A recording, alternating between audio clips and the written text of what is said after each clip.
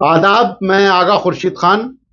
लोकसभा चुनाव 2024 में देश के सबसे बड़े राज्य उत्तर प्रदेश में इस बार भारी उलटफेर देखने को मिला है। समाजवादी पार्टी एक बार फिर प्रदेश की सबसे बड़ी राजनीतिक पार्टी बनकर उभरी है। समाजवादी पार्टी के मुखिया अखिलेश यादव की मेहनत, टिकट बंटवारे की रणनीति और लगातार चुनाव में सजग रहना काम आया है। समाजवादी पार्टी ने इस बार कई युवाओं को टिकट दिया और इन्हीं युवा प्रत्याशियों में से एक बहुचर्चित इकरा हसन भी हैं। कैराना लोकसभा सीट से सपा ने 29 साल की युवा इकरा हसन को चुनाव लड़वाया। इकरा ने चुनाव में बीजेपी के प्रदीप कुमार को 69,116 वोटों से मात दी। मुस्लिम गुजर परिवार से आने वाली इकरा हसन के दादा और पिता, मां और भाई भी सांसद विधायक रहे हैं। हसन परिवार की बात करें तो साल 1984 के लोकसभा चुनाव में इकरा हसन के दादा चौधरी अख्तर हसन ने कांग्रेस प्रत्याशी के रूप में जीत दर्ज कर क्षेत्र में हसन परिवार की राजनीतिक नींव रखी थी। उसके बाद से ही उत्तर प्रदेश की सियासत में यह परिवार हमेशा सुर्खियों में रहा है।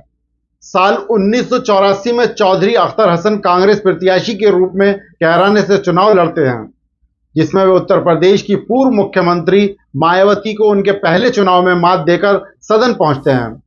मायावती को हराने के कारण उनका राजनीतिक रुतबा और बढ़ गया था।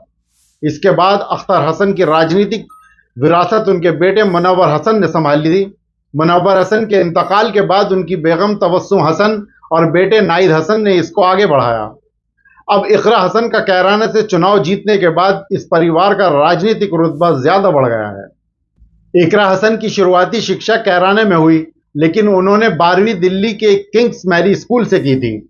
दिल्ली यूनिवर्सिटी के lady Shriram college for women से उन्होंने इंटरनेशनल पॉलिटिक्स में पोस्ट ग्रेजुएशन की डिग्री ली। इसके अलावा लंदन की SOAS यूनिवर्सिटी से उन्होंने लॉ की पढ़ाई भी की थी। लंदन में CAA के विरोध प्रदर्शन में सुर्खियों में आई थी। इकरा हसन अपनी पढ़ाई पूरी कर 2021 में स्वदेश लौटी थी। इसके बाद ही वे इंटरनेट और मीडिया पर सक्रिय हुई, राजनीति के दांवपेच सीखे और क्षेत्र की जनता की नब्ज पहचानी। इकरा हसन ने वर्ष 2016 में जिला पंचायत सदस्य का चुनाव लड़ा, लेकिन उन्हें 5,000 वोटों से हार मिली। इकरा हसन की काबिलियत और हिम्मत 2022 के विधानसभा चुनाव में हर किसी ने देखी। जब इकरा हसन के भाई नाहिद हसन जेल में थे, उस वक्त भारतीय जनता पार्टी के दिग्गजों ने इस सीट के चुनाव प्रचार की जिम्मेदारी संभाली थी। खुद CM योगी और अमित शाह ने जनसभा के माध्यम से प्रचार किया था। वहीं दूसरी तरफ इकरा हसन ने जेल में बंद अपने भाई नाहिद हसन का मोर्चा संभाल रखा था। आखिर में इकरा हसन ने अपने भाई को जेल में रहते हुए भी चुनाव जिता दिया था। 29 साल की इकरा हसन ने चुनावी हल्फनामे में अपनी संपत्ति 68 लाख रुपए से ज्यादा बताई है। उन पर 8 लाख से ज्यादा की देनदारी यानी कर्ज भी है। बात करें अचल संपत्ति की तो इकरा हसन के पास कैराना में कृषि योग्य भूमि है, जिसकी कीमत 10,57,000 रुपए से ज्यादा है। वहीं नॉन एग्रीकल्चर जमीन भी उनके पास है, जिसकी वैल्यू 55 लाख से ज्यादा है। इसके अलावा 35 ग्राम गोल्ड के गहने हैं, जिनकी वैल्यू करीब 2.5 लाख रुपए है। कैराना लोकसभा सीट पर सपा प्रत्याशी इकरा हसन ने जीत का परचम लहराया है। उन्होंने अपने निकटतम भाजपा प्रत्याशी प्रदीप कुमार को 70,812 मतों से हराया। इकरा ने कुल 5,26,887 मत प्राप्त किए। वर्ष 2019 में हुए चुनाव में मां तबस्सुम की हार का बदला इकरा हसन ने ले लिया। भाजपा प्रत्याशी प्रदीप चौधरी ने 4,56,075 मत प्राप्त किए।